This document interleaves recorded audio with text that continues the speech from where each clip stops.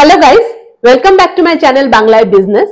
তো আজকের ভিডিওটা নিট অ্যাসপিরেন্টসদের জন্য যারা এবছর নিট এক্সাম দিতে চলেছো। এবছর নিট এক্সাম হচ্ছে 5th মে, রেজিস্ট্রেশন অলরেডি কমপ্লিট হয়ে গেছে, তোমরা নিশ্চয়ই নিজের অ্যাডমিট কার্ডও পেয়ে গেছো হবে। প্রত্যেক বছর যারা নিট অ্যাসপিরেন্টস হয়, যারা এই পরীক্ষাটা দিতে বসে, this is one of the most tough exam.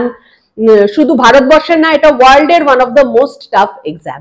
এবার দেখো কিছু স্ট্যাটিস্টিক্স। আমাদের দেশে নিট এক্সামের জন্য, নিট এক্সাম কোয়ালিফাই করে যে ডক্টরস যারা হবে, যারা এমবিবিএস সিট পাবে, টোটাল এমবিবিএস সিট আছে 1 লক্ষ অ্যাপ্রক্সিমেটলি এমবিবিএস সিট, মানে যারা ডক্টরস হবে। নেক্সট 27,000 মতো ডেন্টাল সিট, বিডিএস যারা ডেন্টাল হবে, আর 52,000 মতো আয়ুষ, তারপরে বিএএমএস যেটা হোমিওপ্যাথি, এইরকম কিছু প্যারামেডিক্যাল সিটস। তো অলমোস্ট ধরে নাও 1,75,000 মতো সিটস আছে যারা নিট কোয়ালিফাই করবে তাদের জন্য। এবার সিট আছে প্রায় 1,75,000 অ্যারাউন্ড। আর কত অ্যাপ্লিকেন্ট আছে জানো?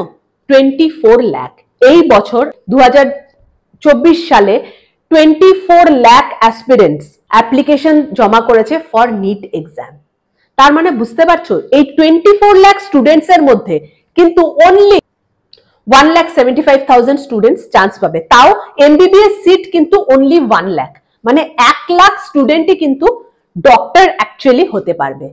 তার মানে বুঝতে পারছো, 24 লাখস এর মধ্যে 1 লাখ স্টুডেন্টস ডক্টর হবে, আর 23 লাখ স্টুডেন্টস যারা অ্যাপিয়ার করবে, হয়তো বিডিএস এ কিছু বিএইচএমএস এগুলোতে সিট পেয়ে গেল, সেটা তো ঠিক আছে, আদারওয়াইজ তারা কিন্তু এমবিবিএস ডক্টর, অ্যাকচুয়াল যেটা ডক্টর তোমরা বোঝাও আর কি, মানে আমরা বুঝি, সেটা হতে পারবে। অবভিয়াসলি এরকম একটা সিনারিওতে কি হয়, এই স্টুডেন্টসদের অবভিয়াসলি একটা সেটব্যাক হয়, মেন্টাল সেটব্যাক, সবারই খারাপ লাগে। তারা ভাবে যে আমরা সামনের বছর আবার নিট দিয়ে আবার সেই পরীক্ষাটা দেব। কেন না? তারা ভবিষ্যতে ডক্টর হতে চায়। আমাদের সোসাইটিতে ডক্টরের একটা রেসপেক্টেবল ইমেজ আছে, সেটা তো অবভিয়াসলি আছে, বাট ডক্টরের সাথে প্রচুর এরকম অ্যালাইড প্রফেশন আছে যেগুলো ডক্টরের মতোই ইকুইভ্যালেন্ট ইম্পর্টেন্ট, আর সেখানেও ইকুইভ্যালেন্ট রেসপেক্ট তারা ডিজার্ভ করে। হয়তো আমাদের সমাজ দেয় না, বাট ডিজার্ভ করে, বিকজ এই যে হেলথ কেয়ার সিস্টেমটা, টোটাল হেলথ কেয়ার সিস্টেমটা, এটা কিন্তু শুধু ডক্টরসদের দিয়ে চলে না। এটার কতগুলো পিলার্স আছে, যে পিলার্স এর উপর টোটাল হেলথ কেয়ার সিস্টেমটা দাঁড়িয়ে থাকে। সো বেসিক্যালি হেলথ কেয়ার সিস্টেমের একটা ইউনিট হচ্ছে একটা হসপিটাল। যখন একটা হসপিটালে তুমি ঢুকবে, সেই হসপিটালের মধ্যে ডক্টরস তো তুমি পাবেই, ঠিক আছে, ডক্টরসরা যারা প্রাইমারি কেয়ার ট্রিটমেন্ট প্রোভাইড করছে তোমাকে, তার সাথে সাথে যারা থাকবে সেটা হচ্ছে নার্সেস। নার্স ছাড়া কিন্তু হসপিটাল চলে না। যেরকম ডক্টর ছাড়া হসপিটাল চলে না, সেরকম নার্স ছাড়াও কিন্তু হসপিটাল চলে না। সো নার্সের যে রোলটা, that is as equivalent as doctors. আর তার সাথে অ্যাডমিনিস্ট্রেটিভ যে স্টাফসরা থাকছে, তারা যারা অ্যাডমিনিস্ট্রেশনটাকে দেখছে, বিকজ একটা হসপিটাল সেটআপে তুমি যখন যাচ্ছ, সেটা গভর্নমেন্ট হোক সেটা প্রাইভেট হোক, অ্যাডমিনিস্ট্রেটিভ সেটআপ যদি সেখানে না থাকে, তাহলে কিন্তু শুধু ডক্টর আর নার্স মিলে একটা হসপিটাল চালাতে পারবে না। অ্যান্ড থার্ড ইম্পর্টেন্ট হচ্ছে টেকনোলজিস্ট। টেকনোলজিস্ট কারা? এরা হচ্ছে মেডিকেল টেকনোলজিস্ট।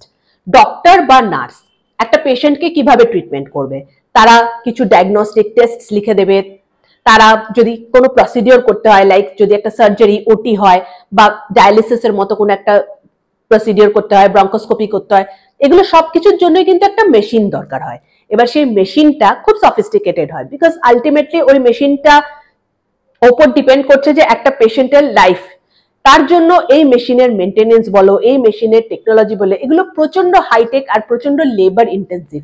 এটাও কিন্তু এই মেশিনগুলোকে যারা হ্যান্ডেল করে, যারা এইগুলোকে দেখে, যারা এই পার্টটাকে টেক কেয়ার করে, they are also equivalent to doctors. কেননা যদি এরা কাজ না করে বা এই জায়গাটা যদি না থাকে, ডক্টরস থেকেও কোনো লাভ হবে না, বিকজ ডক্টরসরা তখন উইদাউট মেশিন বা উইদাউট প্রসিডিওর কি করবে? তারা তো কিছু করতে পারবে না। একটা ওটি করতে গেলে একটা মেশিন দরকার হয়, একটা ডায়ালিসিস করতে গেলে একটা মেশিন দরকার হয়, একটা ব্রঙ্কোস্কোপি করতে গেলে একটা মেশিন দরকার হয়।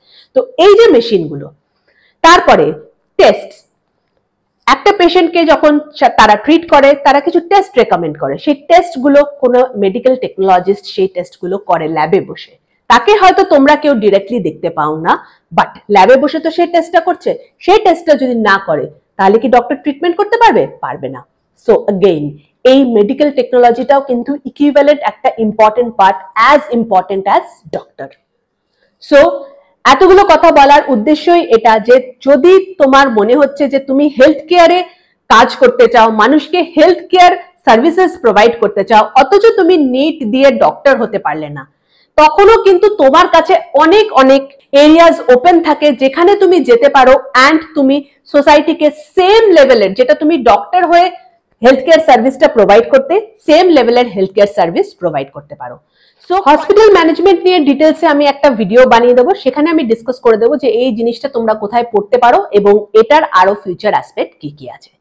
সো এই ভিডিওটা বানানোর আমার উদ্দেশ্য এটাই ছিল যে তুমি যদি নিট দিচ্ছ না এবছর, তাহলেও তোমার মন খারাপ করার কোনো জায়গা নেই। তোমার যদি মনে হয় যে তুমি নিট কোয়ালিফাই করতে পারলে না, তাহলে বছরের পর বছর নিট দিয়ে যাওয়ার কোনো দরকার নেই। কেননা নিট না দিয়েও এরকম প্রচুর এরিয়াজ আছে যেখানে কিনা পড়াশোনা করে তুমি সেম হেলথ কেয়ার সিস্টেমকে সার্ভিস প্রোভাইড করতে পারবে। ভিডিওটা যদি তোমাদের ভালো লাগে তাহলে প্লিজ বাংলায় বিজনেসকে সাবস্ক্রাইব করবে অ্যান্ড কমেন্ট সেকশনে লিখে জানাবে যে কেরিয়ার সংক্রান্ত, বিজনেস সংক্রান্ত কি কি প্রবলেম বা কি কি ডাউটস তোমরা ফেস করছো। নেক্সট ভিডিওস গুলো আমি সেই ডাউটস গুলো নিয়ে তৈরি করব। Thank you for watching. Bye by.